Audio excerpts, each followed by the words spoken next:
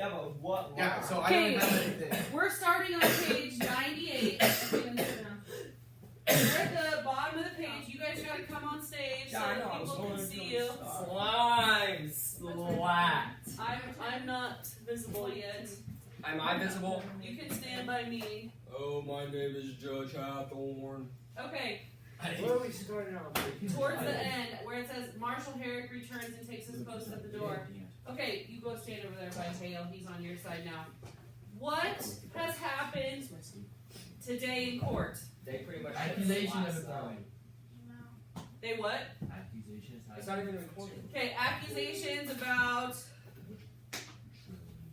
what happened earlier in court today. Oh, here's the recording. I don't know. Before that, who was sentenced today? Elizabeth. No, it was the dude Jacobs. 911. Jacobs. Before that, stand over here so they can see you. Who was sentenced today? Old lady. Yeah, Rebecca Nurse. For what? For murdering the 7 babies. For murdering the Putnam 7 babies. And Martha Corey right now is on trial inside the room. Okay? And in the middle of Martha's hearing, Giles, Proctor, and Francis Nurse rush in to bring these petitions. And what has happened with the petitions? You said, somebody said They it. got warned. They got warrants drawn for 91 of the people. And who was really offended by that? Giles. No, it was John. No, it was. Harris. Whatever It was Riley Francis Nurse. Francis Nurse. Because he used promised his them. word, and then the courts kind of. And he told them Took people cross that on they it. would be What the hurt. fuck is this? Okay. And they got warned. Okay. We're gonna need somebody else. Do you want to be Giles or Hawthorne? Because you can't be both. I'll be Hawthorne. No, I'll be Hawthorne. Oh! I'm Hawthorne. Giles has Can I be Hawthorne? She was I have one line. You didn't want to be up here anyways. Because I said that I have one line. I have one line. This is racist. Yes. Okay, come over here. Hawthorne, stand by me. You go over there by them. Okay, we're at the line that says Giles. Shh. That's you. What? Giles. Where? John, my deposition. 98. Oh, John, my deposition. Give him mine. Hey. Somebody, who doesn't have. He hands Dan forth another paper. This is Mr. Corey's deposition. Oh? He looks down at it. Now Hawthorne comes behind him and reads with him. Suspiciously. What lawyer drew this, Corey? You know, I never hired a lawyer in my life, Hathorne. It is very well phrased. My compliments. Mr. Paris, if Mr. Putnam is in the court, will you bring him in? Hawthorne takes the deposition and walks into the window with it. Harris goes to the court. You have no legal training, Mr. Corey? He's very pleased. Giles, come on, or someone else will do Okay. your job. I have the best, sir. I am 35 times in court in my life. 33 times in court in my life and always plaintiff too. Oh, then you're much put upon. I'm never put upon. I know my rights, sir, and I will have them. You know, your father tried a case of mine. Might be 35 years ago, I think. Indeed. He never spoke to you of it? No, I cannot recall it. That's true. He gave me 9-pound damages. You were a fair judge, your father. You see, I had a wild mare that time, and this fellow came to borrow the mare. And Paris is led back in by Hawthorne. Mr. Putnam, I have here an accusation by Mr. Corey against you. He states that you coldly prompted your daughter to cry witchery upon George Jacobs, that is now in jail. It is a lie. Turning to Giles. Mr. Putnam states your charge is a lie. What say you to that? Furious, his fists clench. You're right. A fart on Thomas Putnam. That is what I say to charge, sir? My proof is there. Pointing at the paper. If Jacob's hanged, for which he forfeit up his property, that's law. And there's none but Putnam with the coin to buy so great a peace. This man is killing his neighbors for their land. But proof, sir. Proof. Pointing at his deposition. Giles.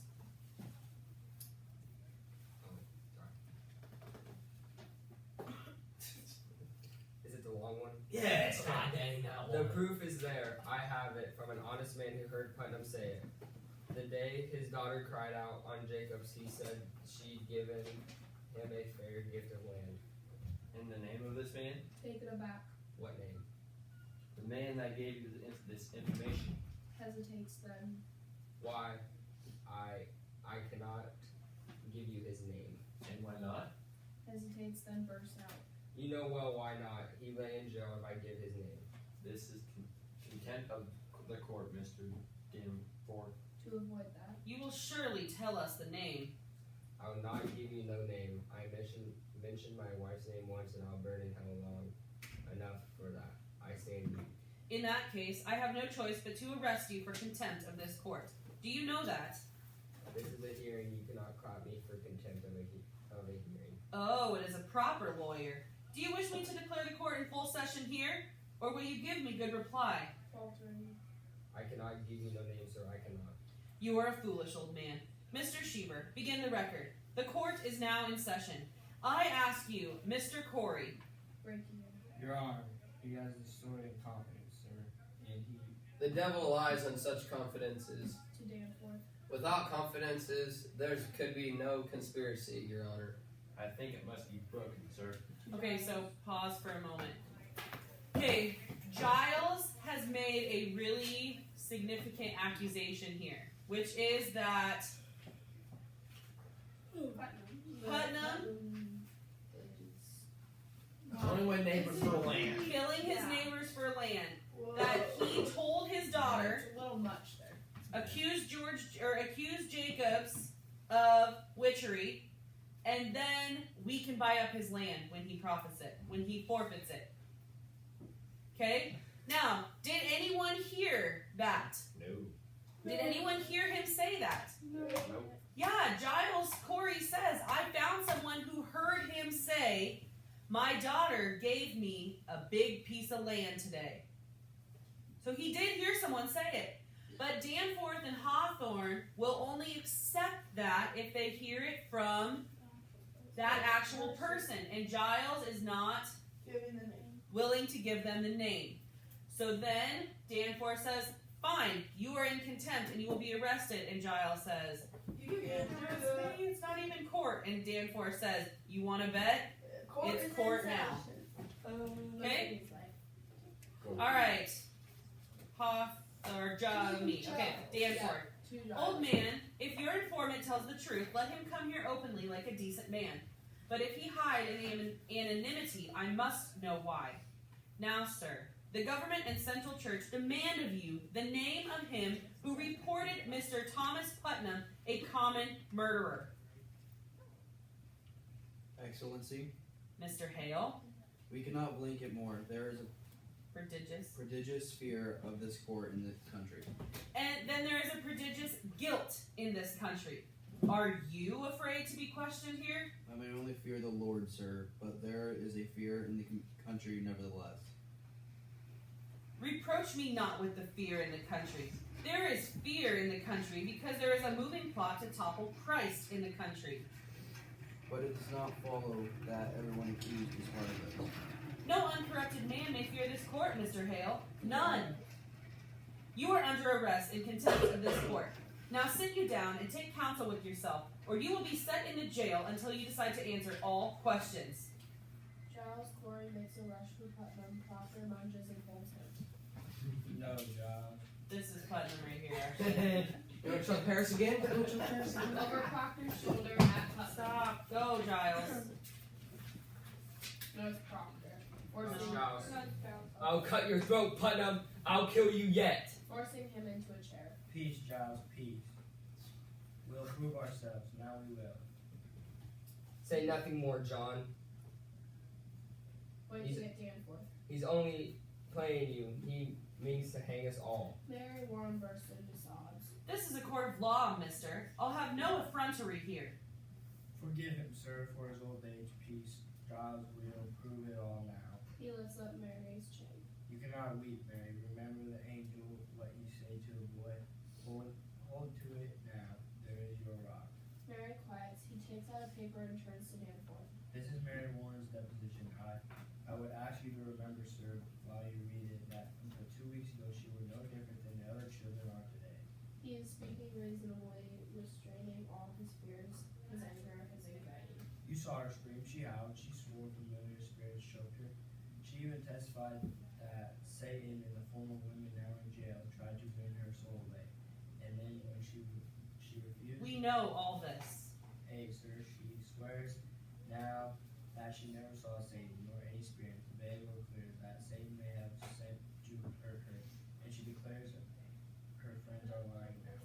Proctor starts to hand Danforth the deposition, and Hale comes up to Danforth in a trembling state. Excellency, a moment. I think this goes to the heart of the matter. With deep misgivings. It surely does. I cannot say he is an honest man. I know him little. But in all justice, sir, a claim so weighty... Stop here. No, a claim so weighty cannot be argued by a farmer. In God's name, sir, stop here. Send him home and let him come with his lawyer. Now look you, Mr. Hale. Excellency, I have signed 72 death warrants. I am a minister of the Lord, and I dare not take a life. Without there be a proof so immaculate, no slightest qualm of conscience may doubt it. Mr. Hale, you surely do not doubt my justice. I have this morning signed away the soul of Rebecca Nurse, Your Honor. I will not conceal it. My hand shakes yet as with a wound. I pray you, sir, this argument let lawyers present to you. Mr. Hale, believe me, for a man of such terrible learning, you are most bewildered. I hope you will forgive me. I have been 32 years at the bar, sir, and I should be confounded were I called upon to defend these people. Let you consider now. To Proctor. And I bid you all do likewise. In ordinary crime, how does one defend the accused? One calls up witnesses to prove his innocence. But witchcraft is ipso facto, on its face and by its nature, an invisible crime, is it not? Therefore, who may possibly be witnesses to it? The witch and the victim, none other. Now, we cannot hope the witch will accuse herself, granted. Therefore, we must rely upon her victims, and they do testify. The children certainly do testify. As for the witches, none will deny that we are most eager for all their confessions. Therefore, what is left for a lawyer to bring out?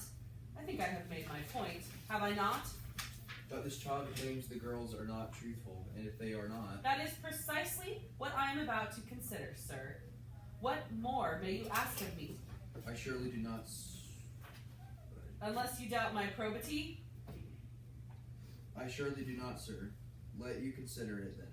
And let you put your heart to rest. Her deposition, Mr. Proctor. Proctor hands it to him. Hawthorne rises, goes beside Danforth, and starts reading. Paris comes to his other side. Danforth looks at John Proctor, then proceeds to read. Hale gets up, finds position near the judge, reads too. Proctor glances at Giles. Francis prays silently, his hands pressed together. Cheever waits placidly, the sublime official. Beautiful. Mary Warren sobs once. John Proctor touches her head reassuringly. Presently, Danforth lifts his eyes, stands up, takes out a briefcase, and blows his nose. The others stand aside as he moves in thought toward the window, hardly able to contain his anger and fear. I should like to question. Mr. Paris, I bid you be silent. Mr. Cheever, will you go into the court and bring the children here? Mary Warren, how came you to this turnabout? Has Mr. Proctor threatened you for this deposition? No, sir. Has he ever threatened you? No, sir. Has he threatened you? No, sir. Then you tell me that you sat in my court, callously lying, when you knew that people would hang by your evidence? She does not answer. Answer me. I did, sir. How were you instructed in your life? Do you not know that God damns all liars? She cannot speak. Or is it that you lie now? I am with God now. You are with God now. Sir. Continue yourself. I will tell you this.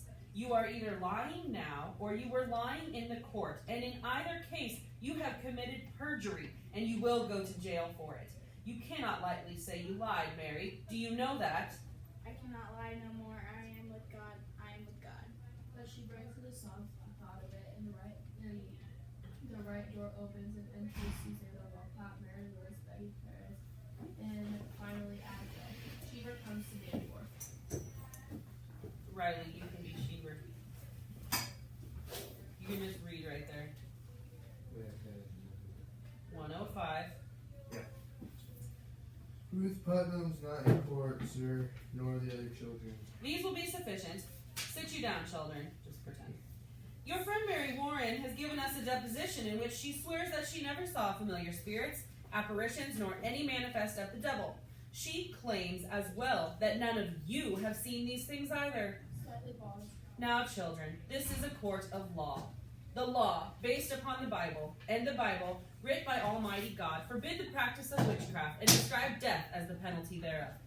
But likewise, children, the law and Bible damn all bearers of false witness. Now then, it does not escape me that this deposition may be devised to blind us. It may well be that Mary Warren has been conquered by Satan, who sends her here to distract our sacred purpose.